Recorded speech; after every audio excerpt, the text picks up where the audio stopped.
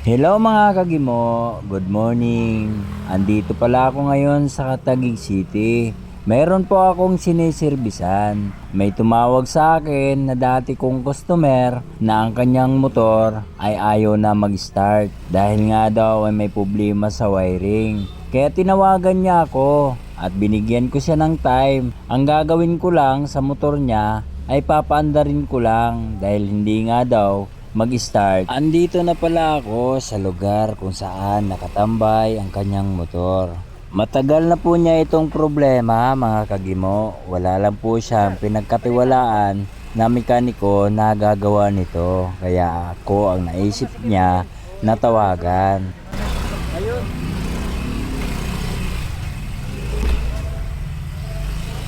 At andito na nga ako mga kagimo. Nakita ko na yung XR200 Enduro type na motor niya. At hindi ko na nga pinapatagal mga kagimo. Inumpisahan ko na at inayos ko ang kanyang starter. Mayroon pala siyang problema dito mga kagimo. Hindi pala niya naikabit yung rubber na para hindi magkaroon ng ground ang kanyang starter. At tinuro ko na rin to sa kanya na pwede naman niyang gawin ito. Kaso nga lang hindi niya talaga kaya.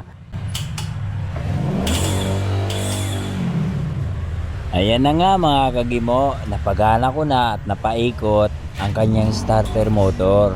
At ito na mga kagimo, binalik ko na at ikinabit para masimulan at mapa-start na ulit. Yung Bendix. Ayay, may problema din pala ang kanyang Bendix drive. Akala ko starter lang.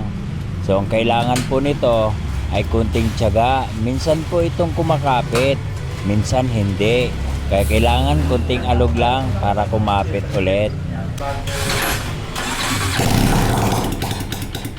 Iyan po ang mahirap sa walang padyakan na motor. Dahil pag nagkaroon ng problema, wala kang battery, sira ang Bendix drive mo, kailangan mo talagang magtulak.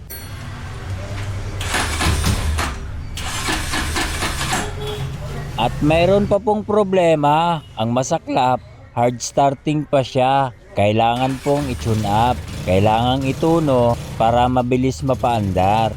Yan po ang disadvantage sa mga hindi pa nakakalam. Pag hard starting, ang sisirain niya yung Bendix drive dahil gastigado po siya sa tuwing magpupo-start ka. Ito ang problema ko ngayon dahil kulang ang mga gamit ko dahil hindi naman niya naikwento na hard starting pala siya.